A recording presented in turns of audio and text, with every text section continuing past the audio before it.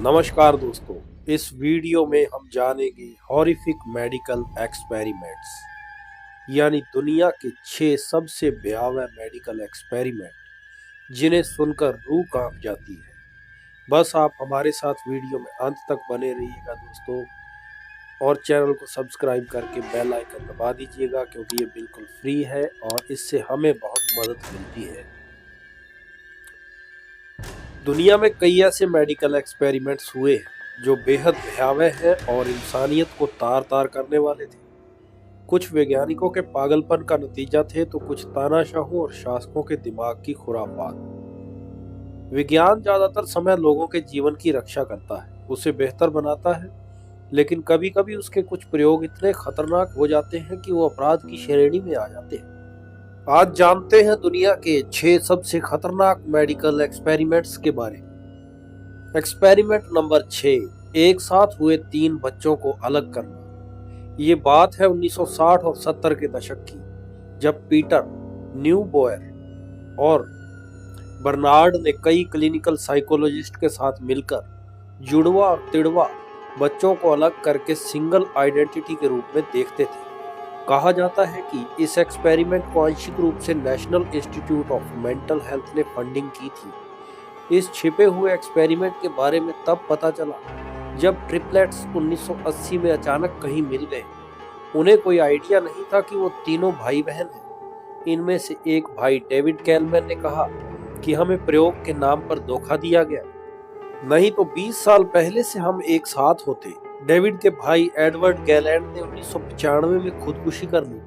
Peter न्यूबॉयर की study 1996 में nature thumbprint the new genetics of personality में छपी थी। नंबर 5 पर है नाजी मेडिकल एक्सपेरिमेंट्स। यह संभवतः दुनिया का सबसे भयावह मेडिकल एक्सपेरिमेंट था। इसे होलोकॉस्ट के दौरान ऑशविट्ज में एसएस फिजिशियन डॉक्टर जोसेफ मेंगेल ने किया था।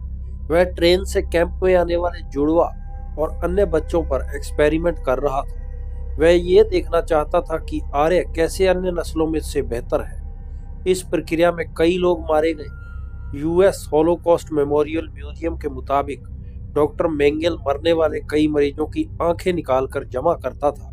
नाजियों ने कैदियों को एक्सपेरिमेंट के लिए गिनी पिग की तरह उपयोग किया था। उनके ऊपर संक्रामक बीमारियों और रासायनिक हथियारों के टेस्ट किए गए। कम तापमान और कम दबाव वाले चैम्बर में डालकर विमानन से संबंधित एक्सपेरिमेंट किए गए।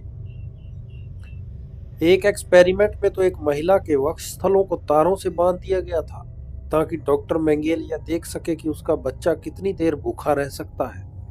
एक्सपेरिमेंट नंबर 4 का नाम है जापान का यूनिट 731। 1930 से 40 के बीच जापानी इंपीरियल सेना ने बायोलॉजिकल हथियारों के परीक्षण के लिए आम लोगों को चुना। ये लोग चीन के थे। ये परीक्षण जापानी सेना के जनरल शिरो इशी के नेतृत्व में हो रहे थे। शिरो इशी यूनिट 731 का मुख्य फिजिशियन था। ऐसा माना जाता है कि इस एक्सपेरिमेंट में करीब 2 लाख लोग मारे गए, लेकिन सही आंकड़े किसी को पता नहीं है। जापानी सेना ने चीनी लोगों पर कई बीमारियों से संबंधित परीक्षण किए, जिसमें plague, anthrax, dysentery, typhoid, paratyphoid और कॉलरा जैसी बीमारियां शामिल थी। मोंटाना यूनिवर्सिटी के researcher doctor Robert KD Peterson ने इन अत्याचारों पर एक रिपोर्ट तैयार की है। इन एक्सपेरिमेंट में संक्रामक मक्खियों को क्ले बम में रखकर टारगेट वाले इलाके में फोड़ दिया जाता था। लोगों को कपकपाती सर्दी में खुला छोड़ दिया जाता था ताकि फ्रॉस्ट बाइट हो और उसके बाद उसका इलाज खोजा जा सके। 1990 में जापान ने अपनी इस यूनिट की करतूतों को माना था। अगला नंबर आता है द मॉन्स्टर स्टडी का। 1939 में यूनिवर्सिटी ऑफ आयोवा के रिसर्चर्स ने थ्योरी दी कि हकलाना एक सीखा हुआ व्यवहार है जो बच्चे तनाव या बेचैनी में करते हैं। शोधकर्ताओं ने यह बात प्रमाणित करने के लिए एक दुर्भाग्यपूर्ण तरीका अख्तियार किया। उन्होंने अनाथ बच्चों को यह कहना शुरू किया कि वो कुछ दिन बाद हकलाना शुरू कर देंगे। Ohio soldiers and sellers officer में बैठकर शोधकर्ता बच्चों के साथ उन्हें हकलाने से संबंधित लक्षणों के बारे में बताते थे। हालांकि इस एक्सपेरिमेंट से किसी बच्चे ने हकलाना शुरू नहीं किया, लेकिन इससे बच्चे अकेलापन, अलग थलग, बेचैन और शांत रहने लगे। न्यूयॉर्क टाइम्स ने 2003 में आर्टिकल प्रकाशित किया जिसमें इस स्टडी को द मॉन्स्टर स्टडी नाम दिया गया। इस स्टडी में 3 बच्चों ने साल 2007 में आयोवा प्रशासन और यूनिवर्सिटी पर केस कर दिया था। The Burke and Hare murders. साल 1830 में मेडिकल कॉलेजों में एनाटॉमी के अध्ययन के लिए सिर्फ कानूनी तौर पर मिले शव पर ही एक्सपेरिमेंट या डिसेक्शन कर सकते थे। जिन लोगों को हत्या करने पर मौत की सजा दी जाती थी उनके शव भी दुर्लभ तौर पर ही मिलते थे। तब एनाटॉमिस्ट कब्र के डकैतों को पैसा देकर शवों की चोरी करवाते थे या फिर खुद ताजा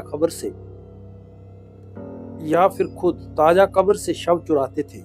एडिनबर्ग बोर्डिंग हाउस के मालिक विलियम हेयर और विलियम बर्क ने एडिनबर्ग एनाटॉमी टेबल्स पर ताजा शव पहुंचाए, वह भी बिना कब्र से चोरी किए हुए।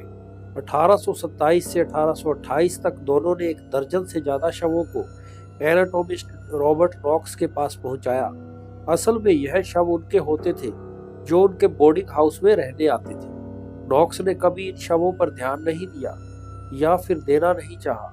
बाद में बर्क को उसके अपराधों के लिए फांसी की सजा दी गई। इसके बाद ब्रिटिश सरकार ने डिसेक्शन करने के नियमों में छूट देना शुरू कर दिया था। गुलामों पर सर्जिकल एक्सपेरिमेंट्स। आधुनिक गायनोकोलॉजी के फादर जे मैरियन सिम्स को उनके एक्सपेरिमेंटल सर्जरी के लिए जाना जाता है। कई बार किसी एक व्यक्ति पर कई बार या फिर अलग अलग व्यक्तियों पर अलग अलग, लेकिन ऐसी सर्जरी के लिए वो गुलाम महिलाओं को उपयोग करते थे। जे मैरियन सिम्स आज भी विवादों से भरे हुए हैं। उनके नाम पर विवाद होता ही रहता है। यह विवाद होता है उस महिला पर किए गए प्रयोग पर जो वेसिको वेजाइनल फिस्टूला से जूझ रही थी। जिन महिलाओं के वेजाइना और ब्लैडर के बीच फिस्टूला आ जाता था उसे उस जमाने में समाज अलग थलग कर देता था। सिम्स ने ऐसी महिलाओं पर बिना एनेस्थीसिया के प्रयोग किया। सिम्स कहते थे कि अगर सर्जरी के दौरान मरीज को दर्द नहीं होगा तो उसकी पीड़ा का पता कैसे चलेगा। तो दोस्तों, ये थे दुनिया के 6 सबसे खतरनाक सर्जिकल एक्सपेरिमेंट्स जो इंसानों पर किए गए थे। आपको ये वीडियो कैसी लगी हमें कमेंट करके जरूर बताएं, और अगर आप चैनल पर नए हैं तो चैनल को सब्सक्राइब करके बेल आइकन दबाना ना भूलें। तो फिर मिलेंगे एक नई वीडियो में एक नए टॉपिक के साथ। तब तक के लिए नमस्कार।